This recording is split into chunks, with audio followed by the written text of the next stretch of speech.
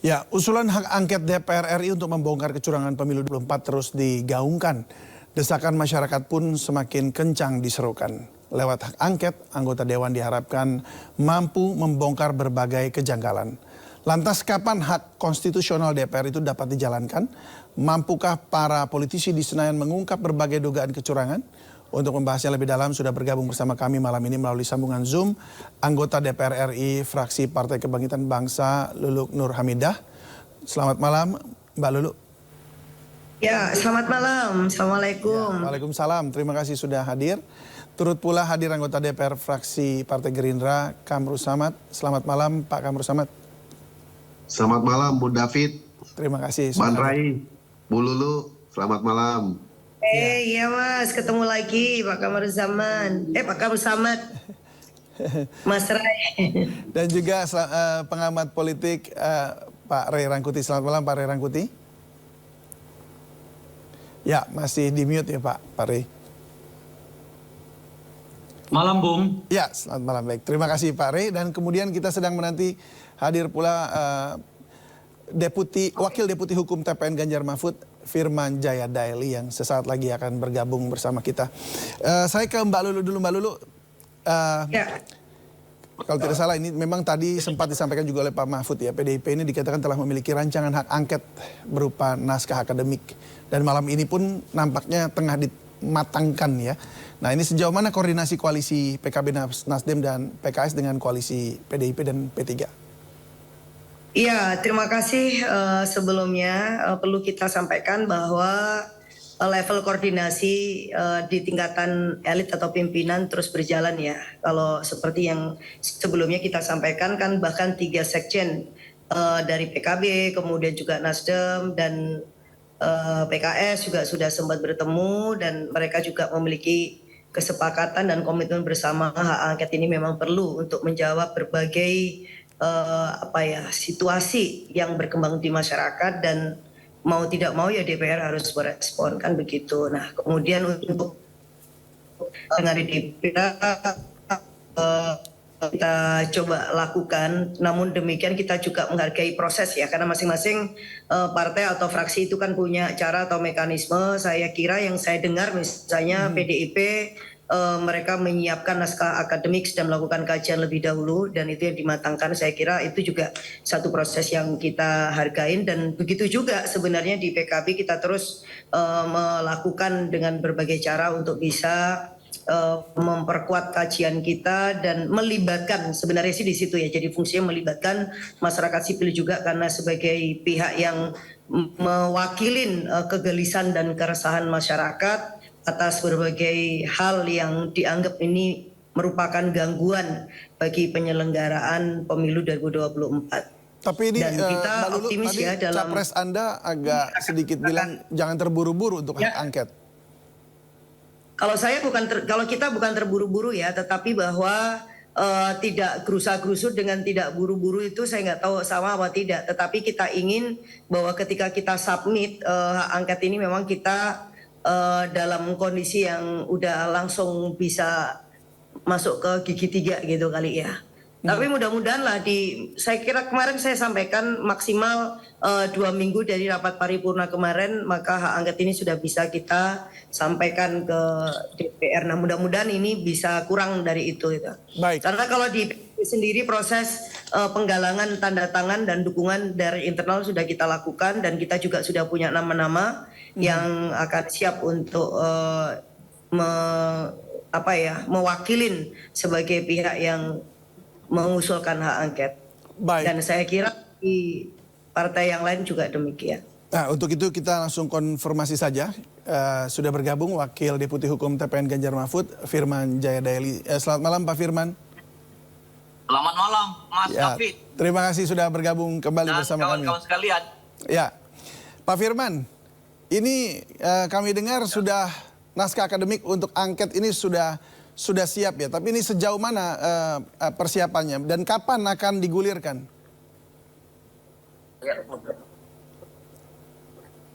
Mohon maaf bisa diulangi ya, putus-putus. Karena saya ini lagi dalam perjalanan di mobil ini di Jogja.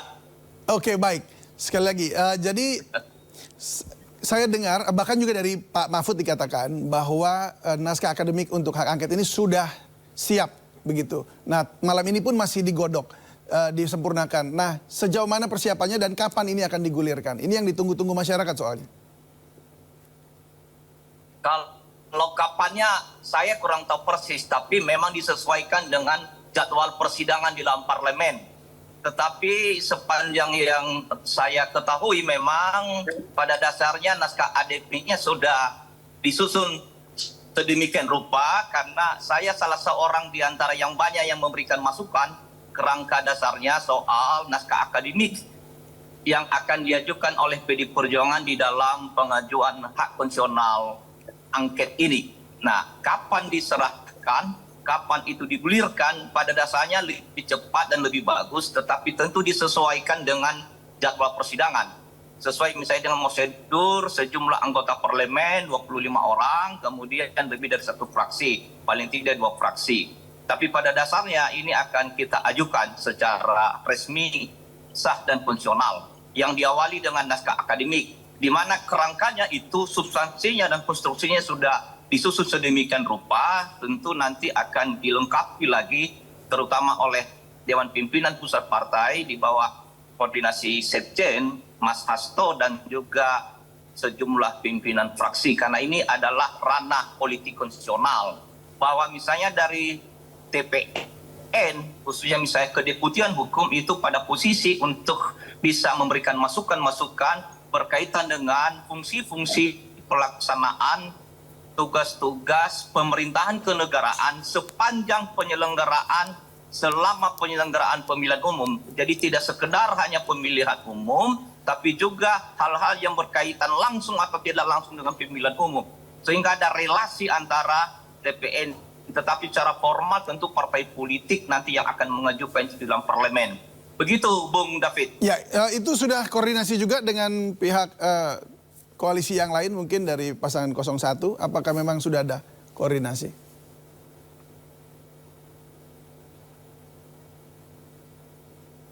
Pak Firman?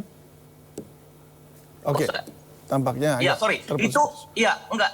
Tentu pada dasarnya kalau secara formal di tim pemenangan ada ya, tetapi ini kan ranah politik konstitusional di parlemen, maka ini adalah Dewan Pimpinan Pusat Partai masing-masing, kemudian juga tentu perpanjang tangannya adalah fraksi di dalam parlemen.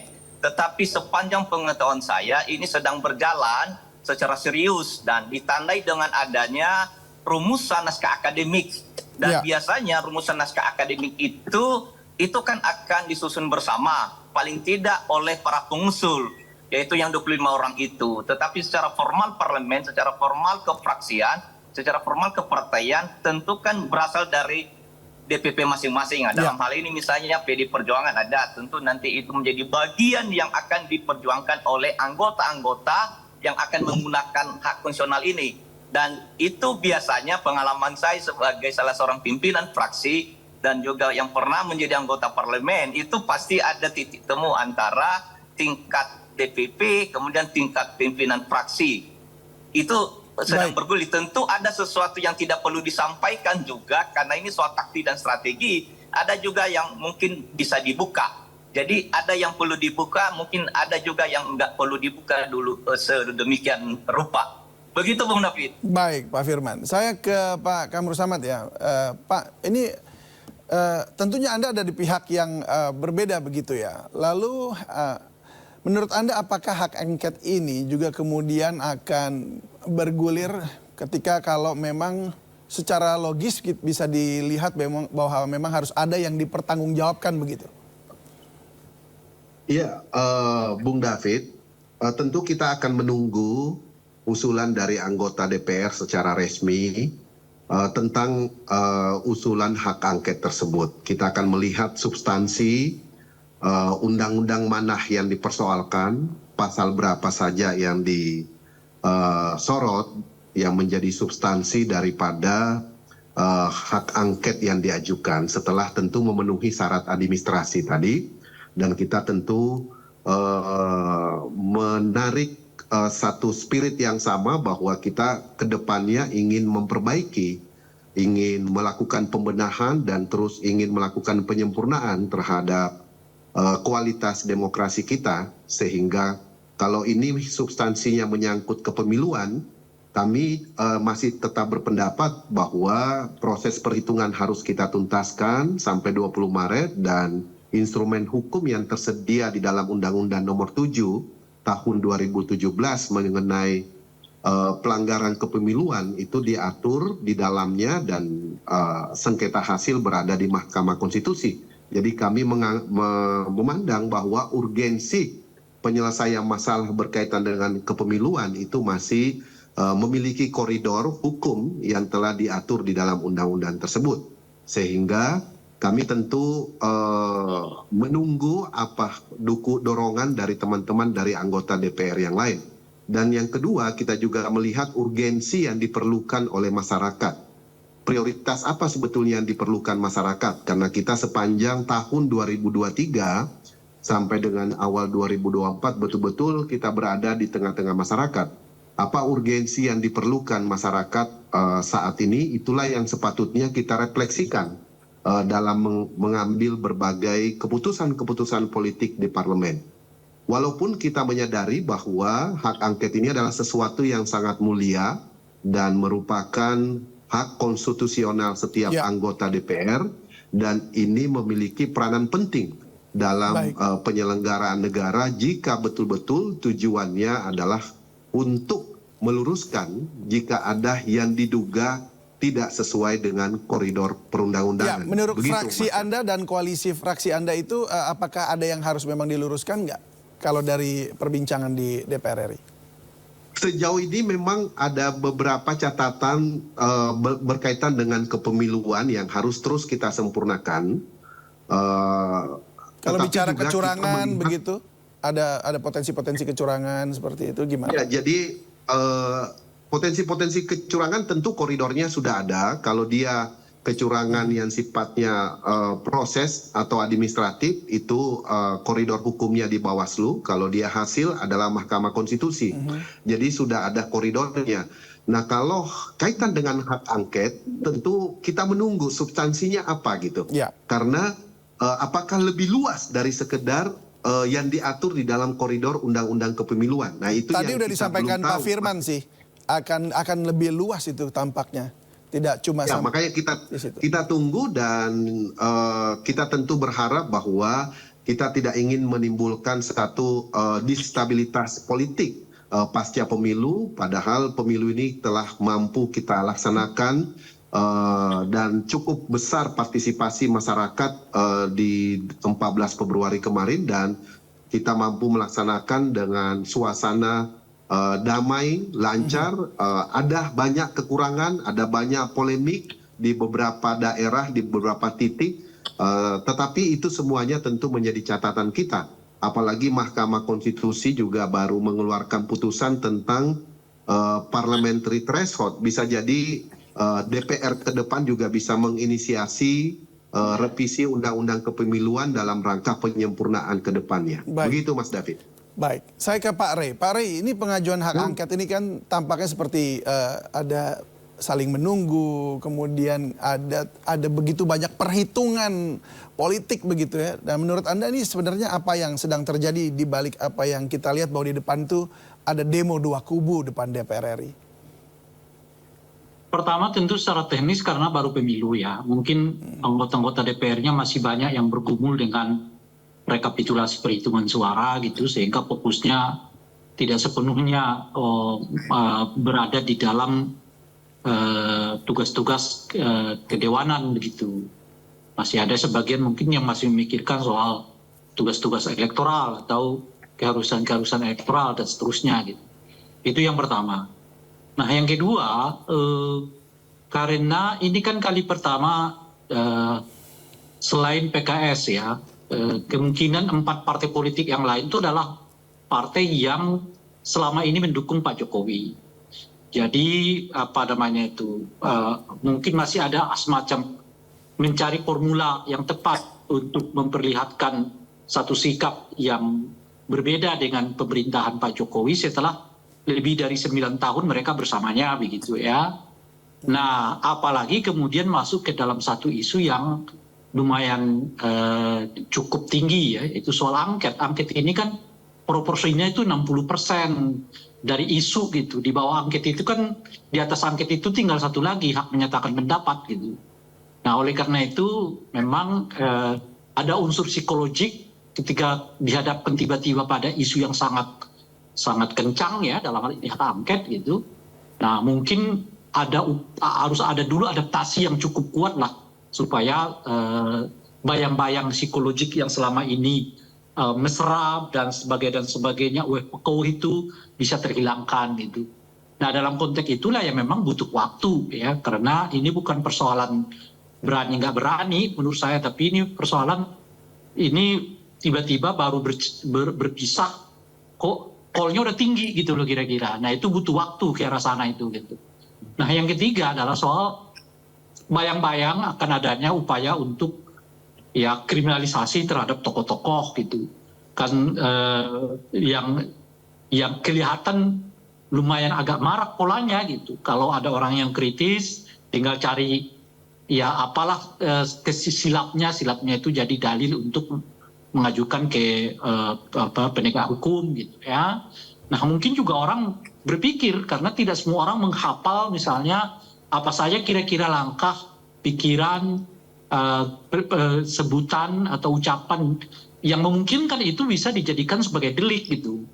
Nah, orang juga berpikir konteks itu karena kita lihat pola rezim ini kalau dia nggak bisa dekati dengan baik-baik ya dia akan pakai dengan jalur yang lebih keras. Dalam hal ini adalah ya tinggal kutip aja mana kira-kira pernyataannya yang dianggap begini. Udah gitu laporkan gitu dan seterusnya gitu. Jadi mungkin orang juga melihat dari aspek itu bahwa aspek pola dari pemerintahan kita yang sekarang ini tidak segan-segan menggunakan pendekatan hukum terhadap orang-orang yang dianggap kritis kan.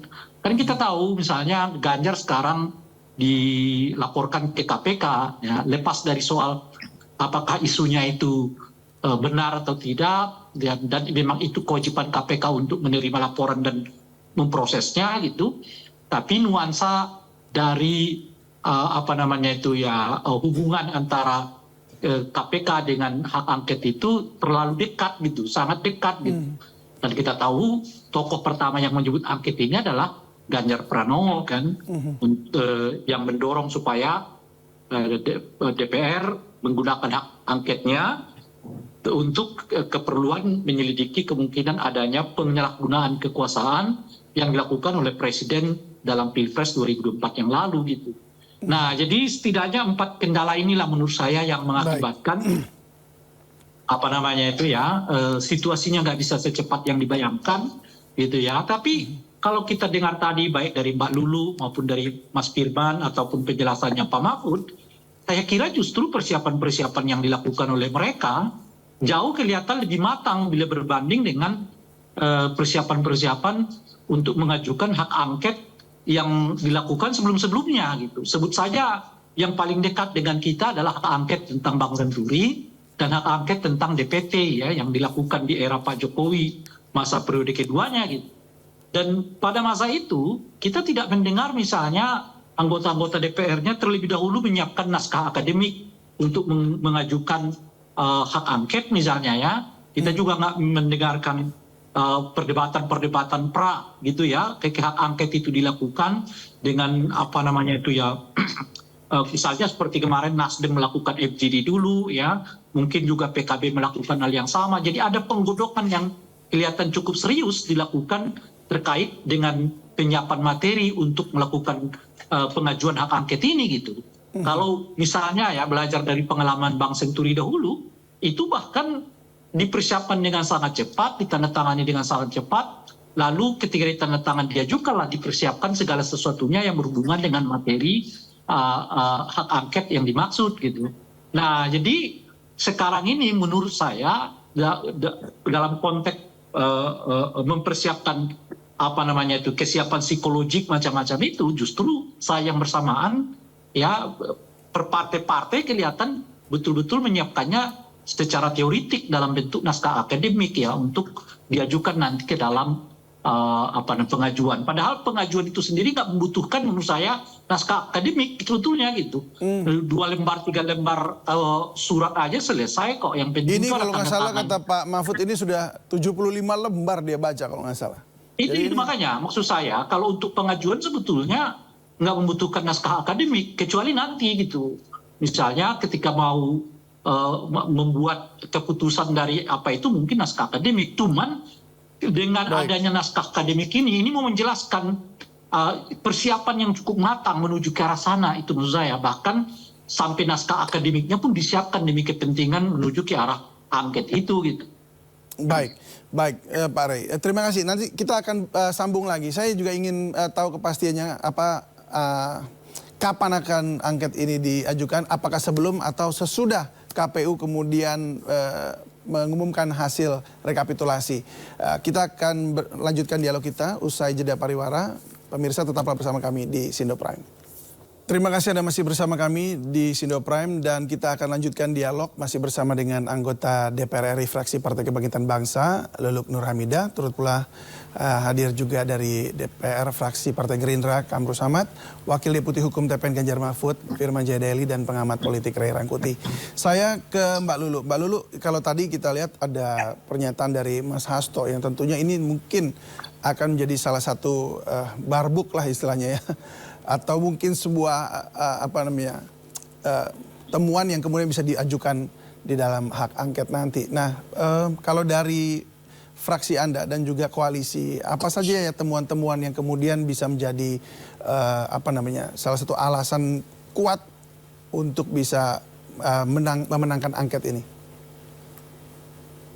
Iya, terima kasih ya. Kalau bagi kami tanpa kemudian mengabaikan yang disampaikan oleh Pak Hasto, karena itu juga akan memperkaya pembahasan di angket. Justru kita menukik lebih ke dalam lagi, yaitu apakah kita misalkan gini, kita ini angket itu kan sebuah penyelidikan ya, yang memang secara konstitusional itu dimiliki oleh anggota DPR.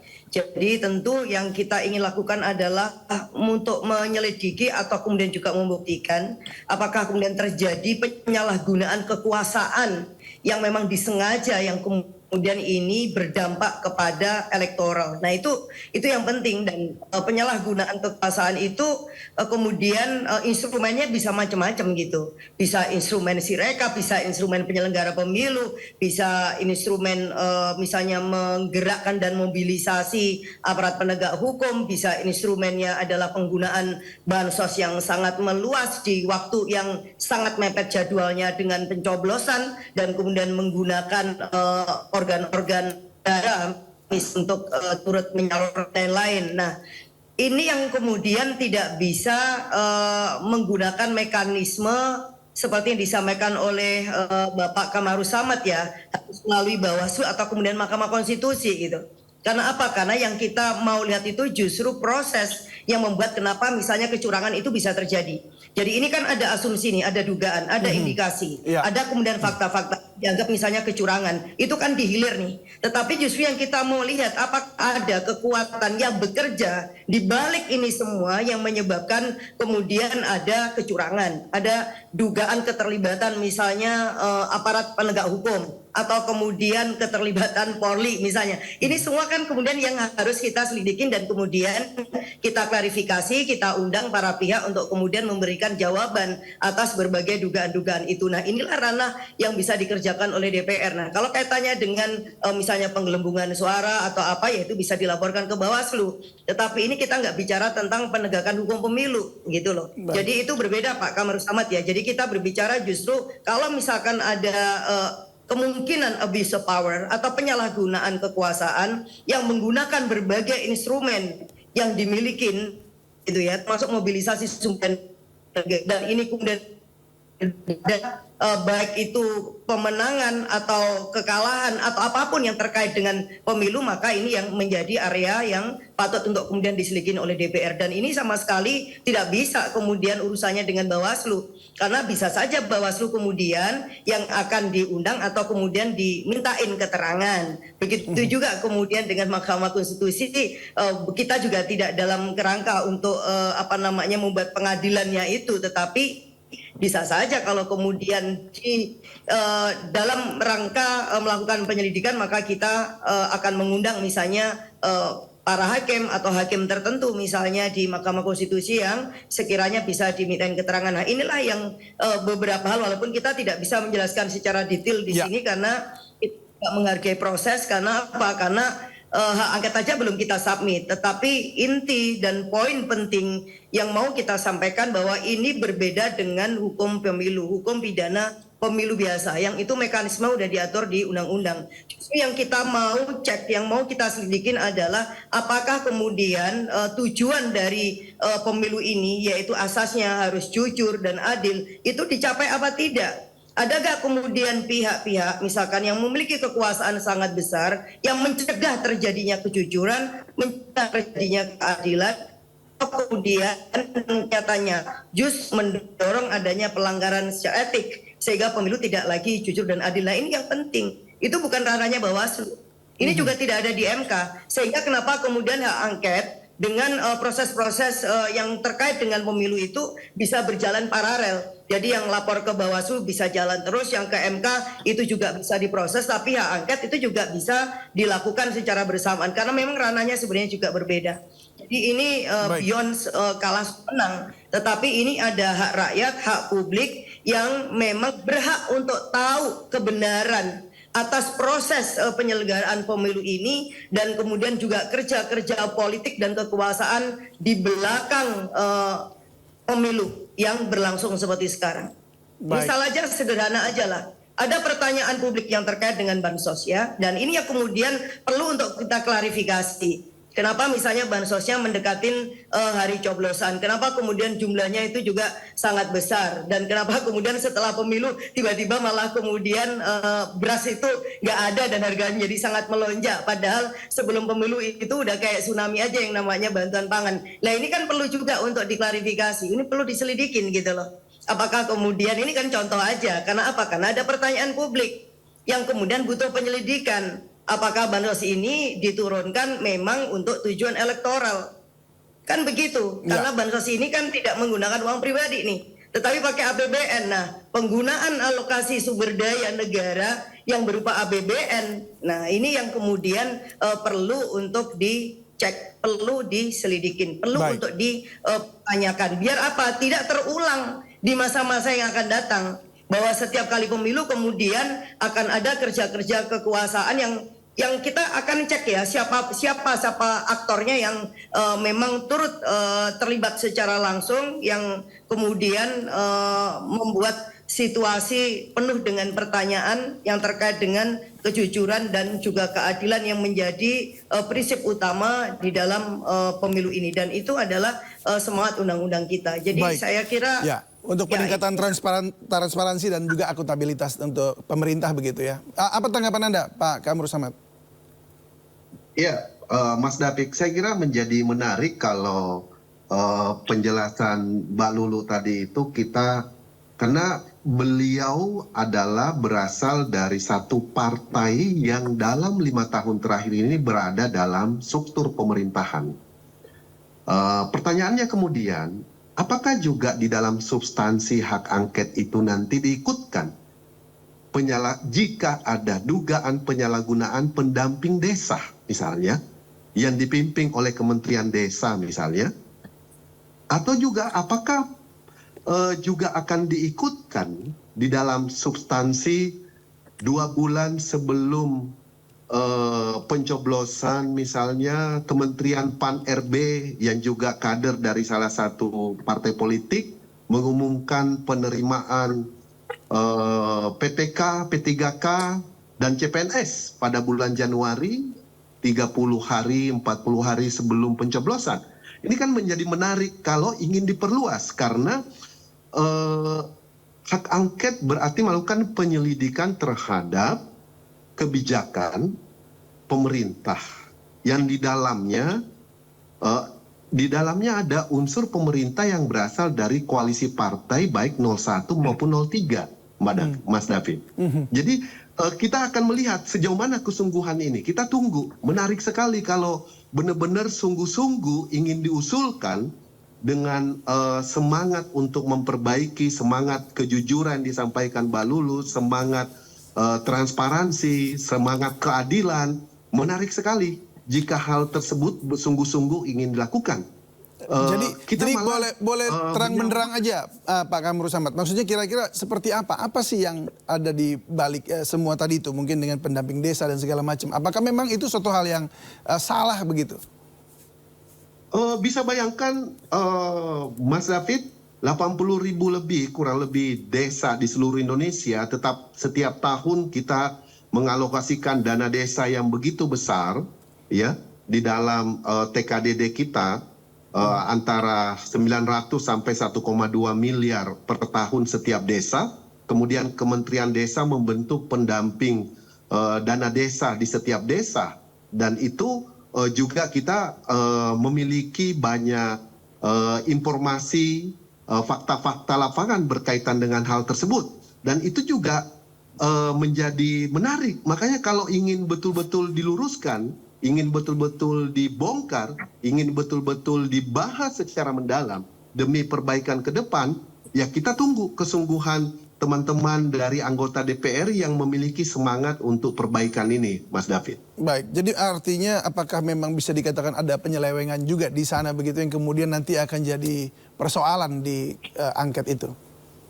Ya, kalau semangatnya ingin terus memperbaiki, mari kita buka. Apakah ada penyalahgunaan kewenangan PKH, pendamping PKH misalnya? Kan begitu? Yang dikoordinir oleh Kementerian Sosial, di mana Kementerian Sosial dipimpin oleh seorang kader partai politik misalnya. Kan menjadi menarik tuh Mas David. Kalau itu betul-betul sungguh-sungguh ingin dibuka secara keseluruhan. Apakah pendamping PKH itu di setiap kabupaten tunduk terhadap satu kepala daerah misalnya? Yang notabene satu kepala daerah tersebut berasal dari satu partai politik misalnya. Itu kan bisa sampai ke sana kalau memang mau sungguh-sungguh dibuka secara menyeluruh. Karena itu pengaruhnya cukup besar terhadap tadi, kalau disebut tadi menyangkut pengaruh elektoral itu karena PKH bagi masyarakat miskin itu adalah sesuatu yang sangat penting dalam kehidupan sehari-harinya.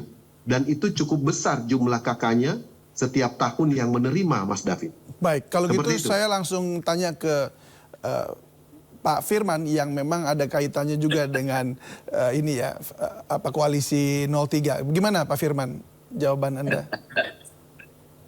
Naskah akademik yang dipersiapkan itu sesungguhnya yang pernah saya baca dan saya ikut beberapa kali pertemuan diskusi dalam rangka merumuskan naskah akademik ini sebetulnya lebih 100 halaman loh. Lebih 100 lembar, tapi mungkin sudah diperpadat lagi sehingga Pak Mahfud menyampaikan 70-an ya, 75 ya. Itu menunjukkan kesungguhan kita, keseriusan kita soal pengungkapan berbagai pelanggaran konstitusional, pelanggaran hukum, pelanggaran atas undang-undang.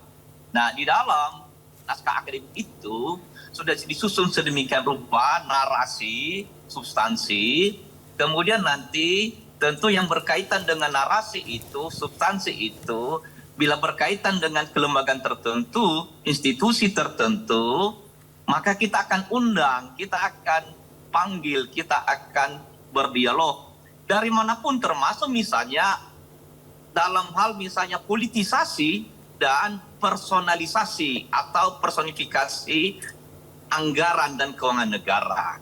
Kalau misalnya tadi Mbak Lulu, sambil saya memperkuat Mbak Lulu, bahwa berbeda tugas tanggung jawab Bawaslu. Tentu juga kita akan melaksanakan pengaduan pelaporan di level Bawaslu. Tentu juga ada tugas tanggung jawab institusi yang lain. Ada juga ranah Mahkamah Konstitusi. Tetapi jikalau melihat instrumen soal anggaran dan keuangan negara dalam hal misalnya bantuan sosial, bansos, dan sejumlah bantuan yang lain, maka sesungguhnya itu kan yang disentuh kebijakan makro. Yang akan kita preteli, yang akan kita gulirkan adalah kebijakan makronya soal berkaitan dengan hal yang strategis yang di luar ranah Bawaslu. Sebab Bawaslu itu hanya berkaitan misalnya kalau ada kedapatan bahwa ada bansos digunakan, disalahgunakan, diperuntukkan untuk elektoral dalam bentuk tertentu seperti yang dekati baru-baru ini di DKI Jakarta. Nah, oleh karena itu maka yang diangkat oleh ini ada level makronya. Bagaimana sesungguhnya kebijakan ini diterapkan oleh pemerintah berkaitan dengan soal tingkat kebutuhan dan tidak ada force majeure, kemudian mendekati 500 triliun, kemudiannya saat tertentu yang punya daya pengaruh terhadap elektoral dan juga Bisa dibesarin ya.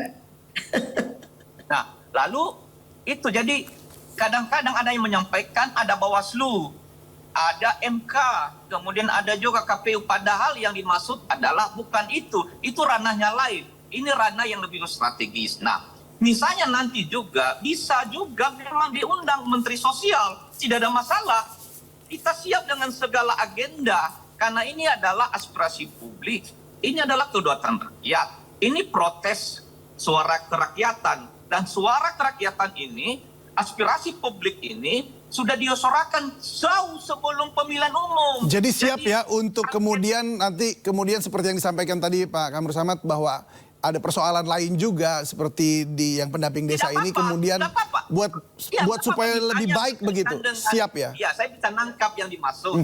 Tidak apa-apa menunjukkan bahwa kita hati yang bening, ada kebeningan hati nurani, ada kejernihan akal budi, jadi kita undang. Tapi mohon diingat, penanggung jawab program, penanggung jawab tugas pemerintahan kenegaraan adalah Bapak Presiden.